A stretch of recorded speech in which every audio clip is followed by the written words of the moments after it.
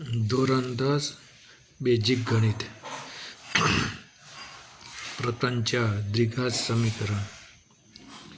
એક બીજો દાખલો જોઈએ કે દ્વિઘાત સમીકરણનો ઉકેલ અવયવીકરણની રીતથી કેવી રીતે મેળવી શકાય।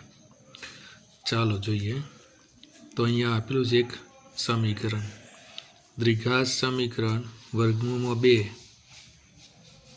x² વત્તા 7x વત્તા 5 વર્ગમૂળમાં 2 બરાબર 0 ના ઉકેલ અવયવીકરણની રીતથી મેળવો। તો સૌપ્રથમ પહેલાં આપણે આ સમીકરણ લખીશું, વર્ગમૂળમાં 2x² વત્તા 7x વત્તા 5 વર્ગમૂળમાં 2 બરાબર 0। હવે આપણે અહીંયા અવયવીકરણની રીતથી ઉકેલ મેળવવો છે, તો પહેલાં આ સમીકરણના અવયવ પાડવા પડે। તો જુઓ, અહીંયા x² નો સહગુણક કેટલો છે? તો વર્ગમૂળમાં 2, અને અચર પદ કયું છે? છેલ્લું પદ, ત્રીજું પદ।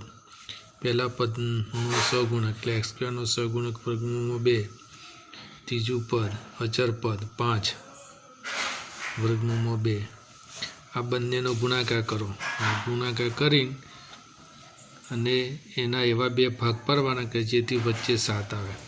આ બંનેનો ગુણાકાર કરીએ, આ 5 તો ખરા, વર્ગમૂળમાં 2 અને વર્ગમૂળમાં 2 એટલે વર્ગમૂળમાં 4 થાય, એટલે વર્ગમૂળમાં 4નું એટલે વર્ગમૂળમાં 4 એટલે કે 4નું વર્ગમૂળ 2 થાય, એટલે અહીંયા કેટલા આવશે? 10, 5 દુ 10। હવે 10ના બે ભાગ પાડો કે જેથી 7 આવે, એટલે 5 અને 2 વત્તા 5 વત્તા 2 એટલે વત્તા 7, એટલે 7xના બે ભાગ પડ્યા કયા? 5x અને 2x, તે આપણે મૂકી દઈએ। તો વર્ગમૂળમાં 2 xનો વર્ગ વત્તા 2x વત્તા 5x વત્તા 5 વર્ગમૂળમાં 2 બરાબર 0। હવે આગળ વધીએ, આ બે પદમાંથી કોમન કાઢવાના અને આ બે પદમાંથી કોમન કાઢવાના। અહીંયા વર્ગમૂળમાં 2xનો વર્ગ અને અહીંયા 2 છે, તો આમાંથી વર્ગમૂળમાં 2 કોમન નીકળે। કઈ રીતે જોઈએ? તો 2નો અર્થ શું થાય? વર્ગમૂળમાં 2 વર્ગમૂળમાં 2 એ લખી દઈએ। વર્ગમૂળ 2નો વર્ગમૂળ 2x² વત્તા 2ની જગ્યાએ લખો વર્ગમૂળમાં 2 વર્ગમૂળમાં 2x વત્તામાં 5 તો નીકળી જાય છે, એટલે તે પદ કશું કરવાની જરૂર નથી, તેનું તે મૂકી દઈએ।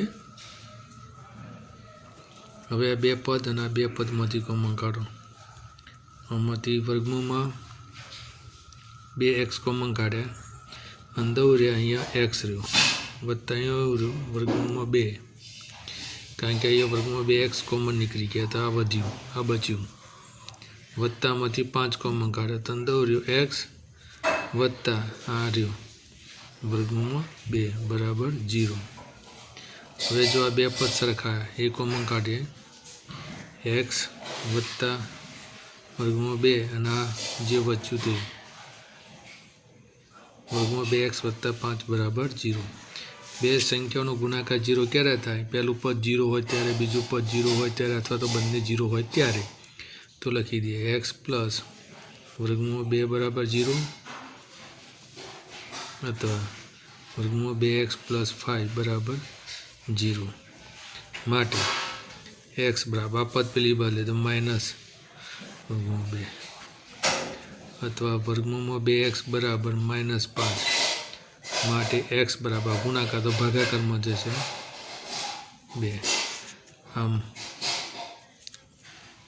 માગેલ બીજ અથવા તો ઉકેલ માઇનસ વર્ગમૂળ 2 અને -5 વર્ગમૂળમાં 2, આપણો આ આન્સર આવી ગયો। ફરીથી રિવિઝન જોઈએ।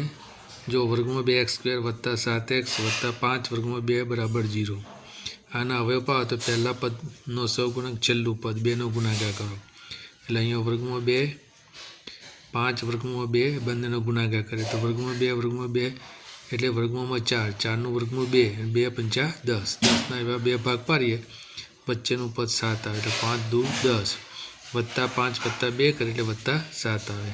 એટલે 7x ની જગ્યાએ 2x અને 5x મૂકી દઈએ એટલે આ 3 પદમાંથી આ 4 પદ બન્યા. હવે પહેલાં 2 પદ બીજા 2 પદમાંથી કોમન કાઢવાના. તો પહેલાં 2 પદમાં તો વર્ગમાં 2 કોમન નીકળે, તો આનો અર્થ આપણે થાય વર્ગમાં 2 એ લખી દઈએ. આ બેઠું પદ કારણ કે એમાં 5 નીકળી જાય છે.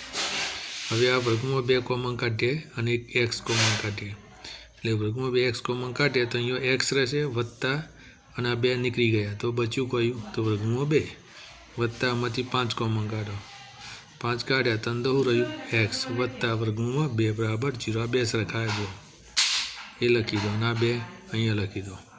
આ 2 કોમન નીકળે તો આ 2 બચે એ અંદર રહેવા દો.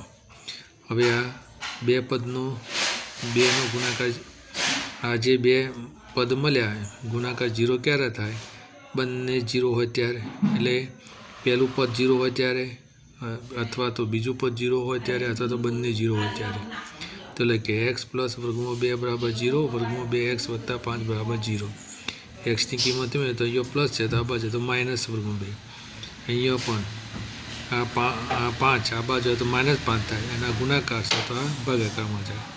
આમ માગેલ સમીકરણ જે ઉકેલ છે વર્ગમાં 2 અને -5 વર્ગમાં 2 એનો આન્સર આપણને મળે. તો આ રીતનો આપણે દાખલો ગણી શકાય.